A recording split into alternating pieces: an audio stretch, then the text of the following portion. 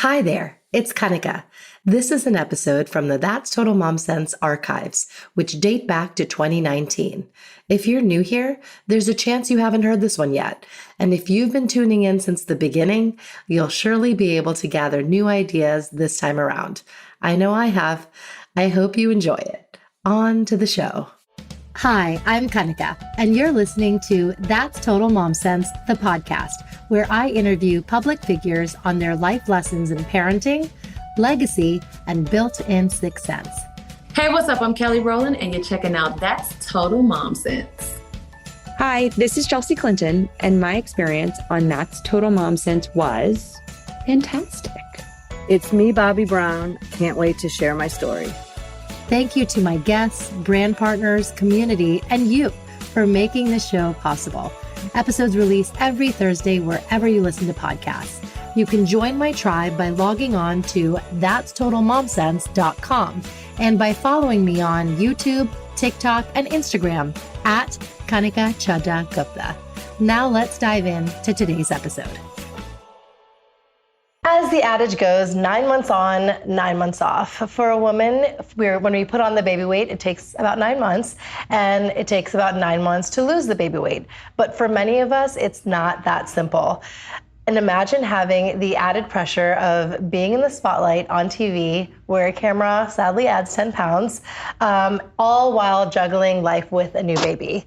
And this is someone who has done it all and more, Mara Shiavocampo. She is a 4-time Emmy-winning journalist, a chart-topping podcast host, and a best-selling author of her book, Thinspired, which is a weight loss memoir of how she lost 90 pounds after her first baby. She's here to tell us her story and give us some tips along the way. Mara, thank you so much for being on That's Total Mom Sense. Thank you. Thanks for having me. It is such a treat. Thank you. So tell us a little bit about who Mara is and your childhood. That's such a layered question. So I'm originally from Maryland. That's where I grew up, right outside of D.C. My father worked for the World Bank. My mother was a professor. And because of my father's job, we traveled a lot.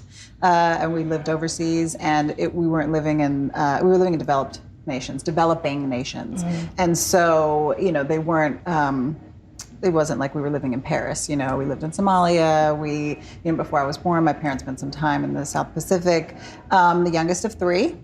I'm the baby. Yeah. And, it was just always there was always an adventure. I grew up with all these adventures without really knowing that I was having a unique experience. I remember I would go like warthog hunting in East Africa with my dad when I was 6 years old.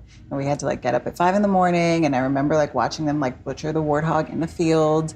And these were, I remember seeing my dad's friends shoot antelopes. And these were, and I'm such a huge animal lover, so I'm not into hunting today, but it was just part of my upbringing, and I didn't really realize how unique that was until much later. But it always gave me this thirst for adventure. So I said yes to pretty much everything. I just want to drink life, Yeah, absolutely. That's so cool. And tell us about your last name, Shiavocampo. Shiavocampo. It's Italian. Yes, it's Italian. It's my father is first generation from Sicily, and he met my mother here, and they're an interracial couple. So my father is Italian, white, European. My mother's African American, and they met and started dating in the late 60s. They just celebrated their 50th wedding anniversary. Good for them. Oh my goodness! Congratulations. And they were, they met in Boston, which is not the most racially sensitive city in the country. Yeah. And so, they went through it, but they went through it and made it through. So they're such a colorful couple. They love hard, they fight hard. Sicilian and a black woman. There's fireworks there, boy. Good and bad. I love it. Right. Oh, that's great. But did you feel growing up with a family like that and that kind of foundation when you were living all over the world, what was it like? The thing with kids is that they don't know what's unique or unusual because that's all they know.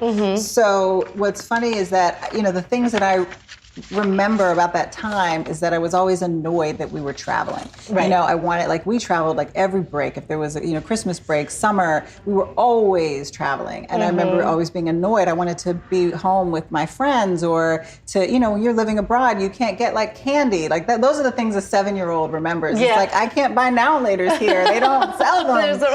You know, I can't watch the TV shows I like. Right. So those are the things that I remember, like airplanes making me plane sick, you know, those kinds of things. But there were all these much more profound life lessons that I was kind of getting through osmosis that revealed themselves to me later in life. So I'm incredibly tolerant. Like, one thing that was clear to me always is that we're all way more alike than we are different. Yes. Way more alike Yes, than we are absolutely. different. We all want the same things. It's true. And that just, I kind of always had that because I always saw that. So the things that a lot of people, like, now I feel like we're in an age of tolerance, which is really beautiful.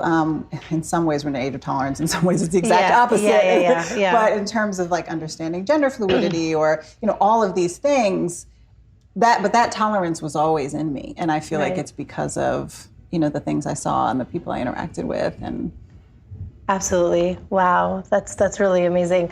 So why journalism? Why did you go into that field and that path? I wanted a career where I could write and where I could travel. And when I looked around and tried to figure out, okay, where do those two things intersect? It was journalism. Oh, that's so great. You know, it was clear as day. So I feel like we have a few parallels. I also come from a TV broadcast background.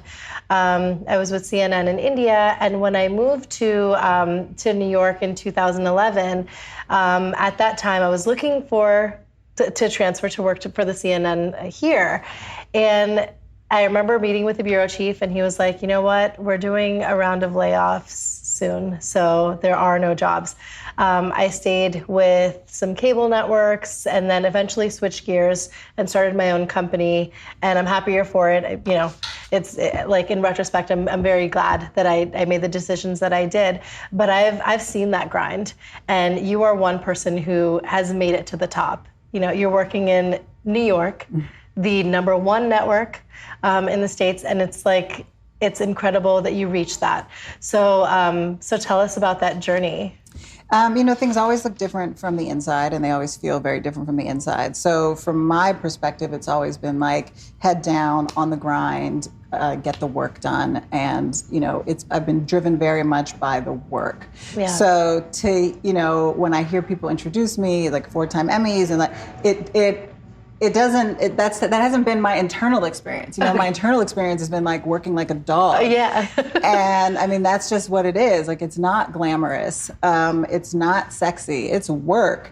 Yeah. And so if you don't love the work, like, people don't realize, like, when you're watching somebody live on television at 7 a.m. and they're in a different time zone, it may be 2 a.m. where they are. Right. And they're in the cold, in the dark, in the middle of nowhere where like some bear attack happened, right?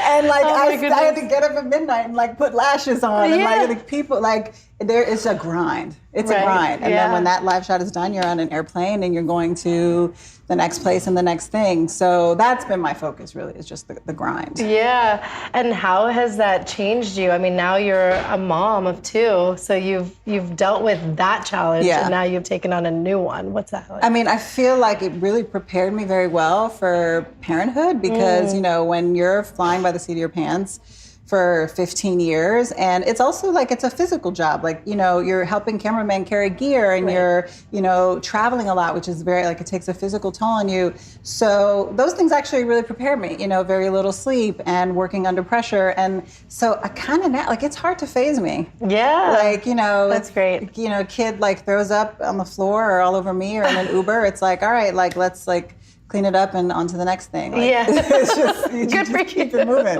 Right. Yeah, you've seen it all, and so you just roll with the punches. Like, I've put makeup on in the middle of a hurricane. Like, I've just can I curse? Yes. Like, the shit that I've had to do for work. You know, like, I've been in the Congo for 5 days without a shower. Like, you know. Oh my gosh. Dealing with the toddler is kind of like quaint and fun in comparison. Yeah. They have their moments where they're so sweet. They're you know? so cute. Yeah. I always say if they weren't so cute, they'd be homeless. Like the reason they're so cute is so that they can continue to have parents. Exactly. But then there's this narcissistic element too, right? Where like, I mean, my husband, our third child, he just sits and admires him because he's a replica. Right. And it's like, this is just narcissism right now, you know? Like, you get to see yes, like he's fresh, cute, but come on.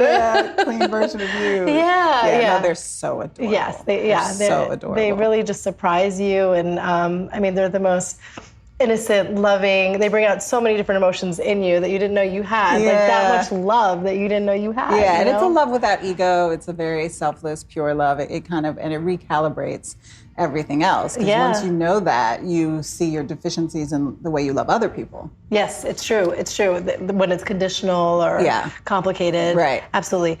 So tell us about your motherhood experience. Yeah, it's been interesting because, you know, I think we all have this perception that you have this natural instinct, and as soon as you find out you're pregnant or you have a baby, you're a mom. Right. And I guess technically that's true, right? But my experience in having my first child was that I was a woman who had a baby. Yeah. I didn't feel like a mother for probably like 18 months, like to 2 years. Wow. Like that beginning phase for me was really tricky because I did not feel instantly connected to my child. And I was not instantly selfless.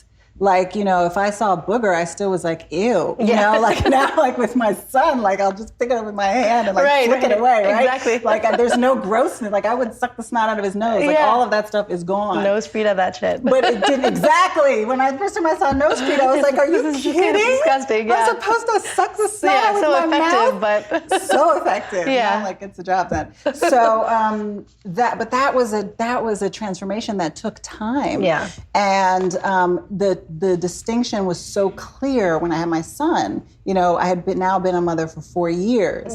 So the moment he was born, like I bonded with him and I was on it immediately. And like 2 days, you know, he was like 2 days old and my husband said like, God, you're so different with this one.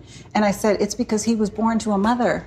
Oh, wow. Like my daughter was born to like some lady who had a baby who did not know the first thing about what that meant. Right. He was born to a mother. Wow. So the connection was totally different. Yeah. And so that was really very revelatory for me, is that like you have to kind of come into that role. Yes, absolutely. That's so honest of you to share. And I think that as women, it's kind of thrust upon us that like, okay, you get married and you become a mom, you know, and you're just going through the motions. Right. But what about the arc and, you know, the feelings you face as you're going through it? It just, like one day you're in the hospital, you know, pregnant, and then the other day it's like you have this third person, and it's for life. Right, you know? You created this human that's going to be with you forever. Right. So yeah, it's really what transformative. What was like jarring to me as well is that like the moment that baby pops out, like all the love that society has for pregnant ladies, like it's gone in an instant. Like nobody's offering you their seat on the subway. Nope. I needed the seat more after I'd had the baby than before. Like then your body is like wrecked and you're like bleeding and like your nipples are bleeding. It's like a disaster. Right? That's when I needed to sit. Yes. But the moment that baby's out, it's like, oh no, sister, you're on your own. Yeah, exactly. It's not about you anymore. That's the unfortunate truth. Very, very true.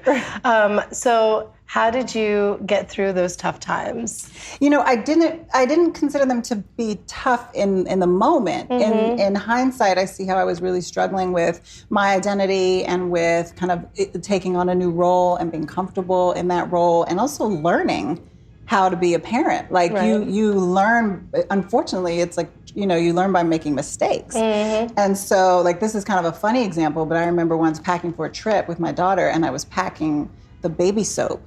And I was like, they have soap at hotels. Why am I gonna bring baby soap? Right. And then I'm giving her a bath and she starts screaming and she's like, my eyes. And I was like, oh, fuck. Yeah, I was like, this is why we need baby soap. I was like, because she got regular soap in her eyes. True. Yeah. And so, like, it's just things like that where, like, you learn. Yeah. It's true. Oh my gosh, packing for kids too. Oh, it's the worst. It's everything under the sun because, these things happen. It's the worst. So then tell us about, like, weight and the issues around that. Yeah. I think that's something that all women face. You can think back to, our adolescence, or even before that, tween days, where we just think about weight, obsess about weight.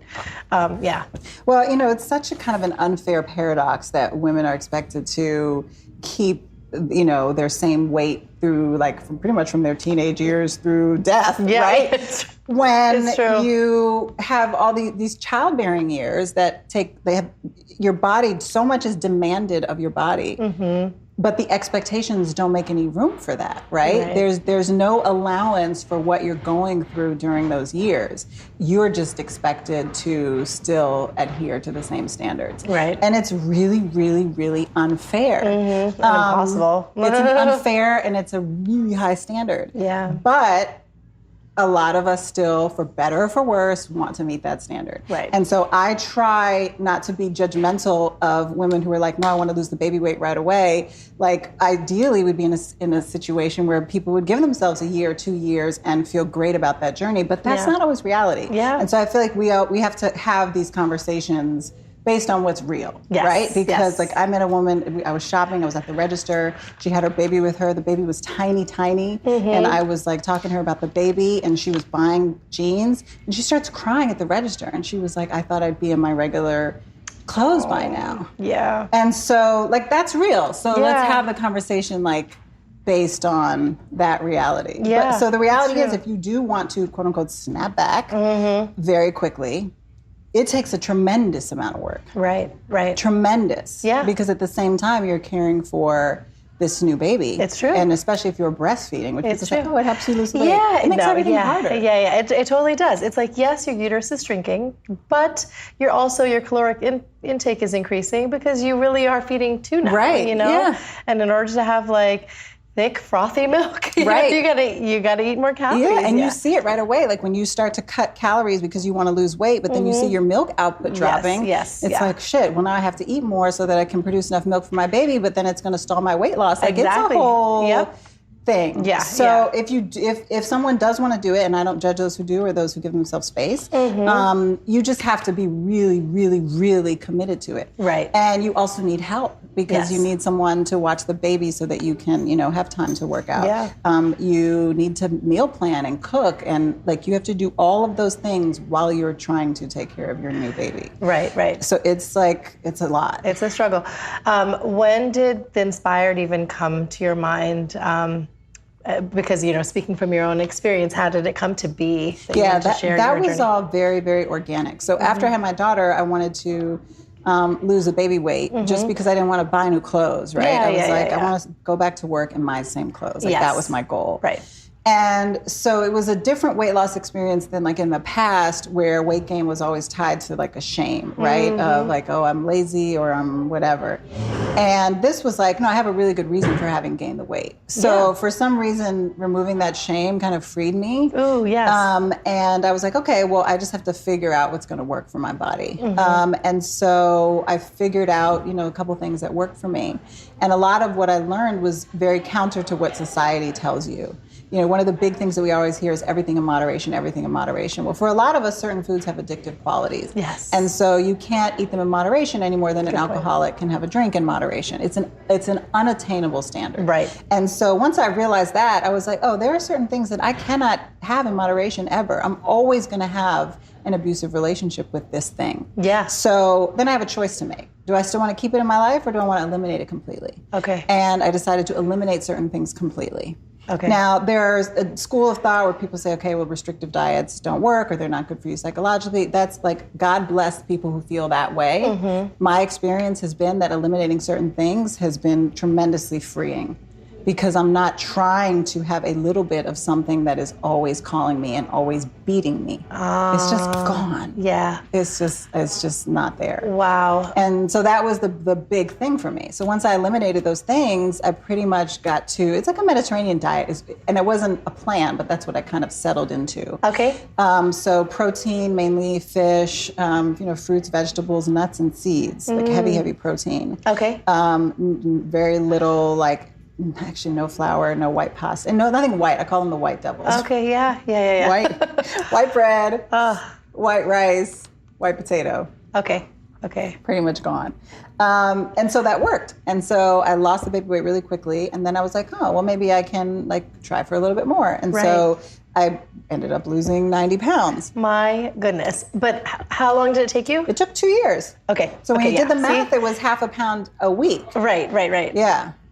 Okay, did you have a goal in mind that I want to lose 90 pounds by X? No. Okay. No. And if I did, I don't think I would have embarked on it. It would Okay. have seemed too big and impossible. Yeah. So I wanted to lose baby weight. They were all these small increments. You know, that was the first one. I just wanted to get back to my pre-baby weight. Got it. And then from there, I was like, oh, well, it would be nice to lose 3 more pounds. And then I was like, oh, well, it would be great to get under 170. And then it's like, oh, it would be nice to get here. And so they were all of these small goals. Yeah. And so I don't think I ever had a goal that was bigger than about 3 or 4 pounds. Oh, wow. Okay. So then, you know, if it took me a month and a half to get there, you know, it was like, okay, because it was such a small goal. Right. So I'm a big proponent of small goals. Like Yes. 10 pounds that's a big goal. Like, Yeah, it's chop true. it up, you know? Right. No, that's a really good tip. Did your news producers put added pressure on you? Yeah, this is a question I get a lot. Actually, no, never. I never got pressure at work to be smaller. And part of the reason that I think that is because they hired me that way. And so I was always kind of like on guard, like waiting for somebody to say something about me because I knew exactly what my response was going to be. Like, look, this is what you bought, right? Exactly. So don't be trying to change it now. Yeah, no, it's true. And I mean, it's your work ethic and who you are. It's not about the appearance anyways, but yeah. Right. So no, I'd never got any, and I actually felt very connected to our viewers because like the average woman is a size 14. Right. So the TV world, that's not real life, you know, like everybody on TV is like a size 2. I know. Like that's not real. Yeah, it's true. It's true. I don't know how they go through their life just eating salads for lunch all day. I do not want to sign up for that. Okay, yeah. So that's really good to know. So they were very supportive. I mean, I wouldn't say they were supportive. It was just kind of indifferent. Okay. You know, like that's who I was, and everybody always accepted it. Yeah. But then when you did lose that weight, did you feel like a whole new woman, confident? Yeah, I mean, you definitely get a lot of positive attention when you lose weight. It does take you have to lose a lot of weight before people will notice. So if you are on a weight loss journey, don't get discouraged when you've lost like 15, 20, 25 pounds and people haven't said anything. Right. It takes a lot for people to notice. I had lost like 40, 50 pounds before most people noticed. Okay. But then it was like a flood. Like when people started to notice, everybody noticed. Yeah. And then that's when I was getting a lot of questions from my coworkers. People would email me on Facebook.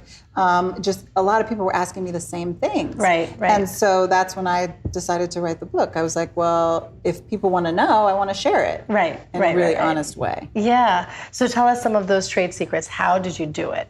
Yeah. So a lot of what society teaches us about weight loss is bullshit. And it's bullshit based on an industry, right? So there are certain things they can sell you, and there are certain things they can't sell you. Yeah. So they can sell you fitness, and they can make a ton of money off fitness. But the reality is that exercise is not very crucial to weight loss. Is it the 80-20 rule? 80% diet, 20% Absolutely. exercise? And Okay. even like personal trainers will tell you that. Right, and that's right, their right. field. Yes, yeah, it's true. It's true. So the idea that, I mean, people will say, well, I can't work out because I just had a baby, or they have some physical limitations, an injury, and they start out from this discouraged place. I can't exercise, so I'm not going to be able to lose weight. And that's not the case. If you clean up your diet, you will see results. Yes. Diet is everything. It's true. Nutrition is everything. It's true. So that was the biggest lesson for me. Okay. Because I thought, like everyone else, I'm going to have to like kill myself in the gym. And the single biggest difference was what I did in the kitchen. Yes. Okay. That's it. So then let's bring it to the kitchen. What were the changes that you made?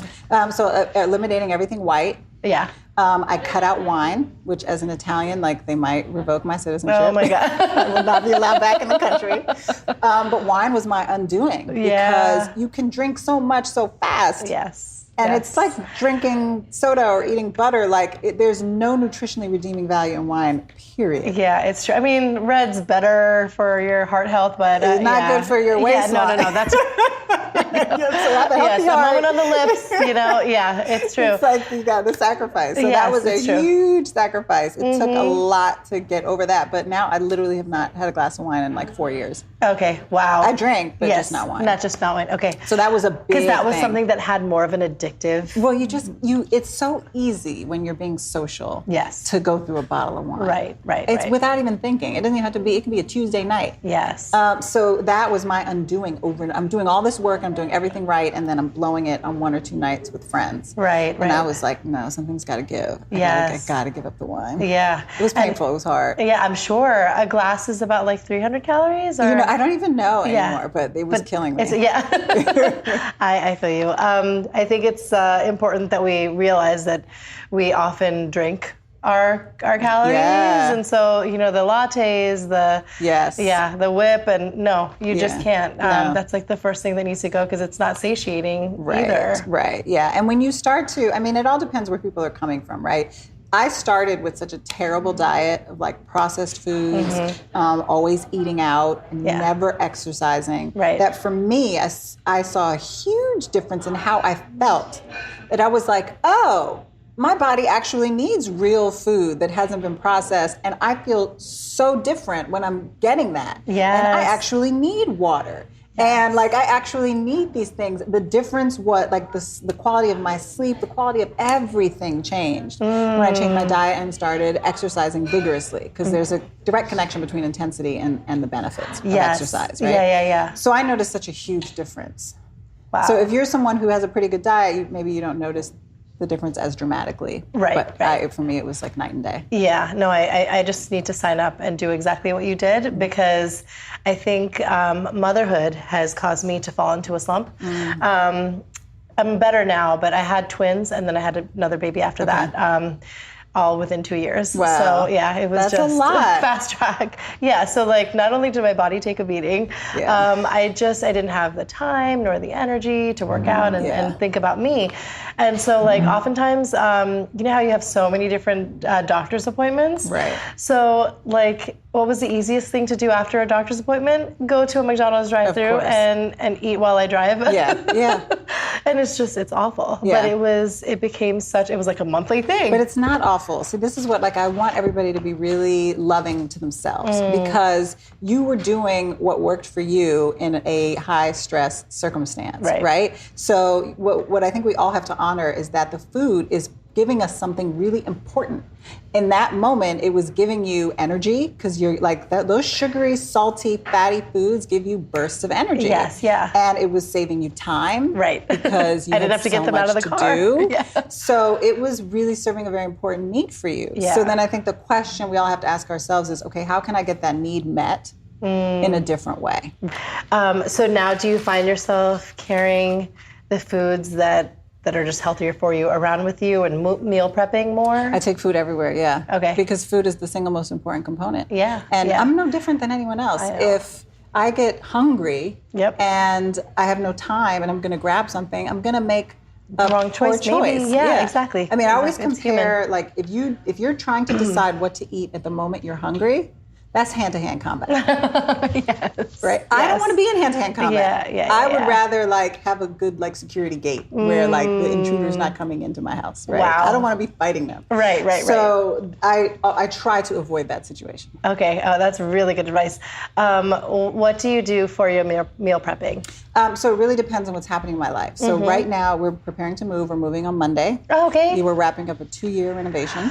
Oh my goodness. Okay. So we're moving That's exciting. to our house. It's very exciting, I love but it. I know I don't have the bandwidth for meal prep this week. And so my fridge is full of those, even for my kids. Okay, yep. So theirs look different. Like I got them a chicken parm and a pasta and but everything in my fridge right now is already pre-cooked because I know I don't have the space to do that this week. Right. But I still want to make sure I have food.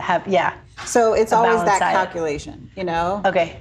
Now let's talk about your workouts. You just came from SoulCycle this morning, which is so impressive.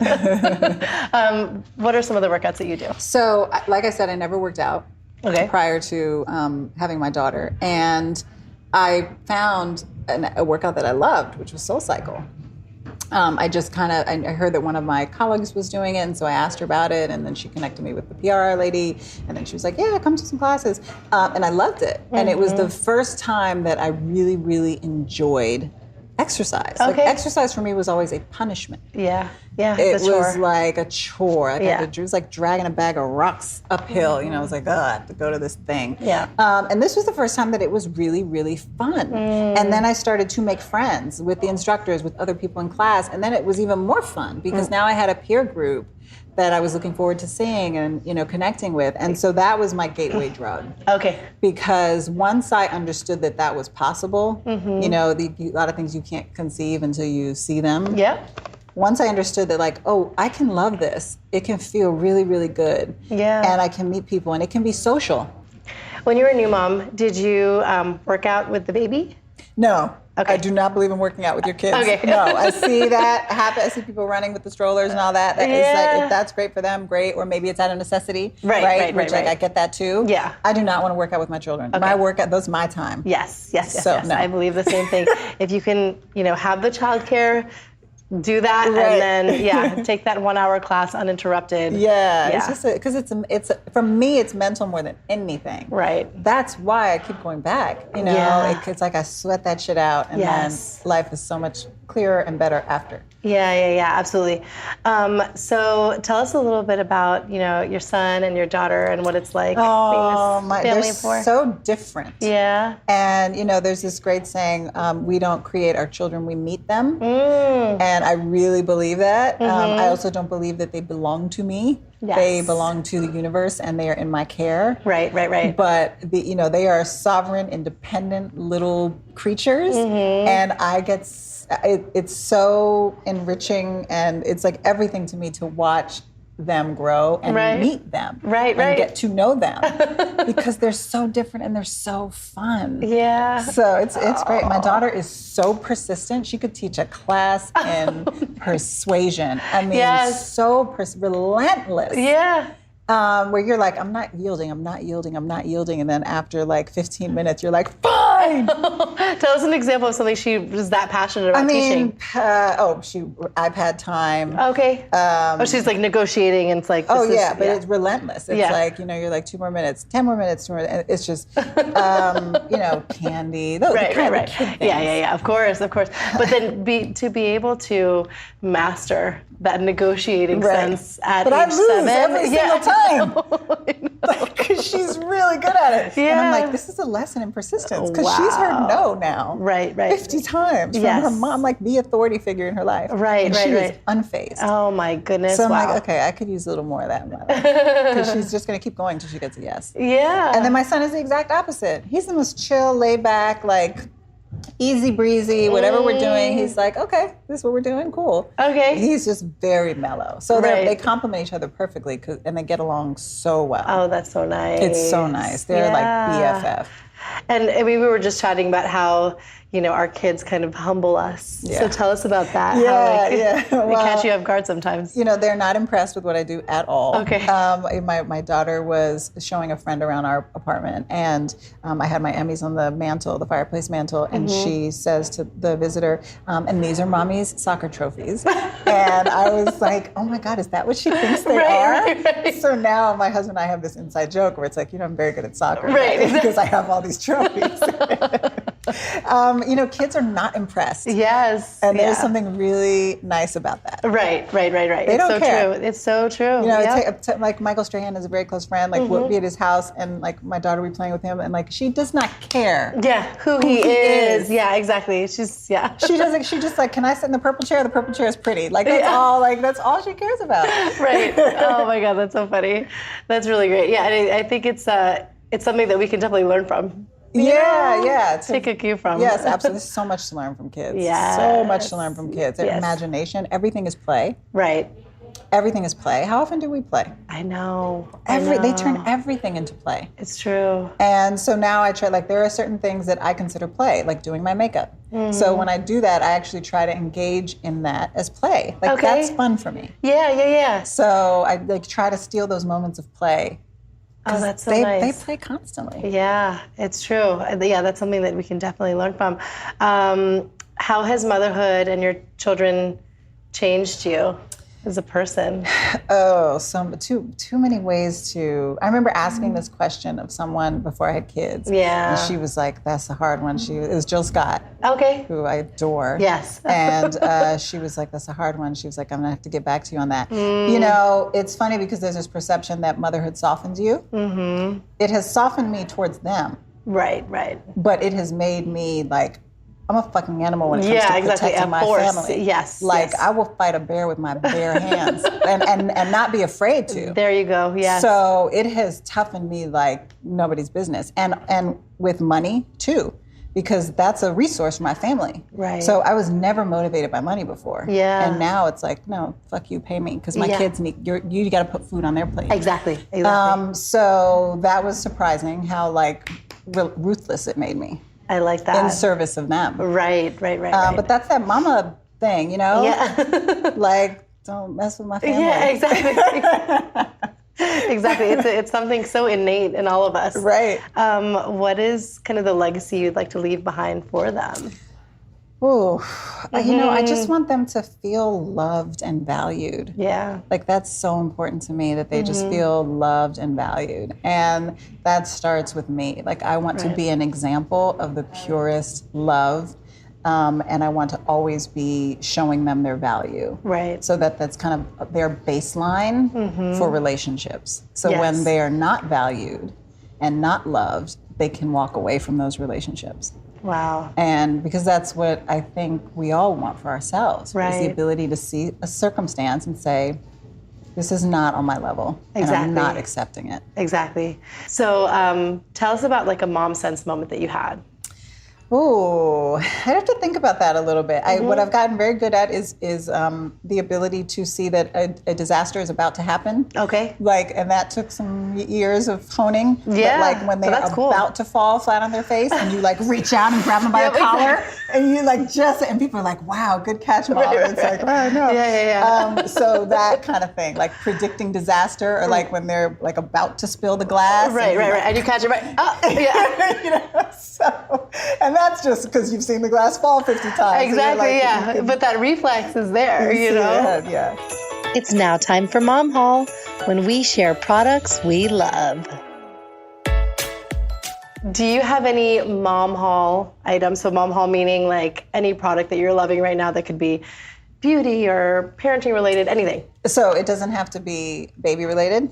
So I love, it's summer, so I'm really big into like body shimmer. I did not bring mine today, so my legs are like all dry, but like I like them to be shiny and shimmery. So there's a Too Faced Royal Oil, which I live by in the summer. Nothing will make your skin look better. Oh, it does transfer though, which is annoying. So you sit on somebody's white couch, they're not going to be happy with you. Like I wouldn't sit there. Right. Okay. I would sit here. Yeah. And then it would get on your like dress It will get on your clothes if you get it too close. So okay. It's not a perfect product, but boy, do you look great. So like if you're at the beach, or the pool, yes, it's perfect. Ooh, nice. Arms, I put it everywhere. I like bathing. Oh wow, I'm gonna remember that royal oil, and we'll link to it. Let's not forget our quote of the day. Okay, and lastly, a quote that you live by. Ooh, I have a couple. One that's big for me is I can handle it. So like not being afraid of something being too hard or too challenging, or whatever it is, I can handle it. Just like confidence in your own strength, right? Even in the face of the unknown. If you stay ready, you ain't got to get ready.